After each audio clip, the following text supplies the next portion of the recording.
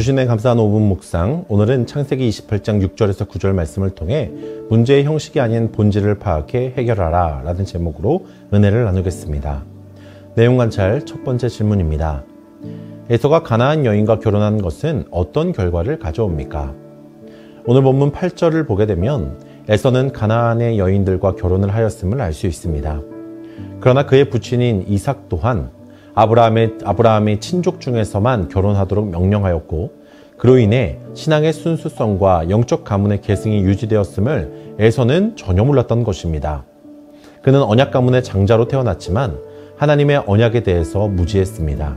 그리고 결국 가나안의 이방 여인들과 혼인하여 그들의 우상 관습과 불신앙을 받아들이게 되었고, 이로 인해 이삭과 리브가에게 있어 큰 근심이 되었습니다. 두 번째 질문입니다. 에서는 야곱이 아내를 맞이하기 위해 밧단 아람으로 가자 어떻게 행합니까? 본문 9절 말씀을 보게 되면 에서는 이삭이 야곱에게 가나안 여인들을 아내로 맞이하지 말라는 이야기를 듣고 자신이 가나안 이방 여인들과 결혼한 것이 잘못되었음을 알게 되었습니다. 그리고 곧바로 아버지의 이복형이었던 이스마엘의 후손의 여인을 아내로 맞이하였습니다. 연구와 묵상입니다. 에서는 왜 이스마엘의 딸 마할랏을 아내로 맞이합니까? 에서는 이스마엘의 딸이요 느바요의 누이인 마할랏을 새롭게 아내로 맞이했습니다. 그 이유는 자신이 장자 축복권을 박탈당하고 부모의 사랑을 받지 못한 원인이 자신의 이방 아내들에게 있다고 생각했기 때문입니다. 그래서 뒤늦게나마 이삭의 말처럼 가나안 땅의 여인이 아니라 아브라함의 후손인 이스마엘 계열의 여인을 아내로 맞아 자신의 잘못을 감추며 부모의 인정을 받으려고 했습니다. 그러나 이스마엘 또한 이삭과 달리 하나님의 언약의 상속자가 아니었습니다. 쉽게 말하자면 이스마엘의 후손이나 가나안 여인들이나 하나님의 구원 역사 속에서는 아무런 차이가 없었다는 것입니다. 똑같이 우상을 사랑하고 하나님의 은혜를 받지 못하는 어리석은 백성들 뿐입니다. 그러나 에서는 이러한 근본적인 문제를 깨닫지 못하고 수박 겉핥기식으로 문제를 해결하려고 하는 모습을 보이고 있습니다. 느낀 점입니다. 하나님의 뜻과 언약이라는 믿음의 본질을 따르지 않고 형식적인 방법으로 문제를 해결하고 했던 에서를 보며 무엇을 느낍니까? 저는 오늘 말씀을 통해 본질을 보지 못하고 형식적인 방법으로 문제 해결을 하려고 해봤자 아무런 도움이 되지 않는다는 것을 깨닫게 되었습니다. 사실 에서가 장자권을 빼앗긴 것은 야곱이 계략을 꾸몄기 때문이 아니라 창세기 25장 34절의 말씀처럼 자신이 거룩한 언약 계승의 장자권을 가볍게 여겼기 때문입니다.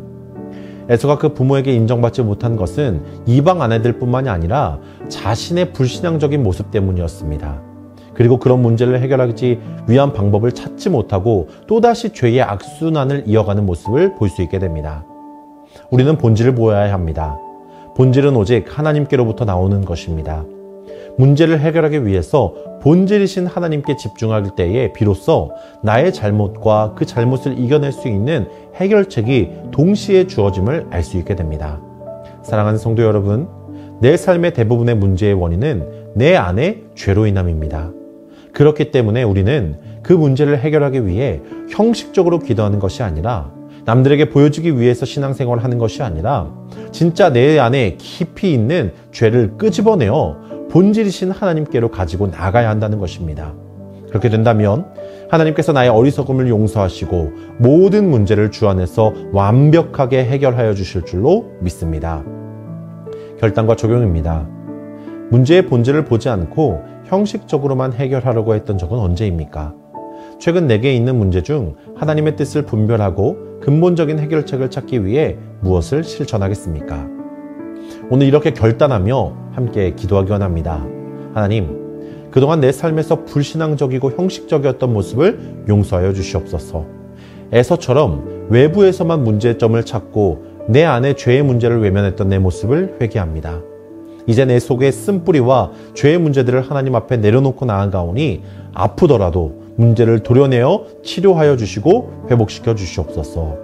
에서와 같이 어리석은 자가 되지 않게 하시고 다윗과 같이 문제에서도 하나님 앞에 엎드릴 수 있는 지혜로운 자가 되게 하여 주시옵소서. 이렇게 결단하며 오늘 하루도 말씀으로 승리하시는 모든 성문교회 성도님 되시기를 주님의 이름으로 간절히 축복합니다. 아멘. 오늘 들은 말씀을 위해서 함께 기도할 때에 불순종과 형식적인 신앙생활에서 벗어나게 하시고 본질적인 죄의 문제를 파악하고 하나님께 엎드리는 삶이 되도록 기도하기 원합니다. 담임 목사님을 위해서 함께 기도할 때에 영육간의 강건함 주셔서 주님이 맡겨주신 사명을 어려움 없이 충성되이 감당하시는 목사님 되시도록 기도하기 원합니다. 마지막으로 성문교회 영가족을 위해서 함께 기도할 때에 특별히 재정적으로 어려움 가운데 있는 성도들을 돌아보셔서 충만한 은혜와 복을 허락해 주시기를 기도해 주시기 바랍니다.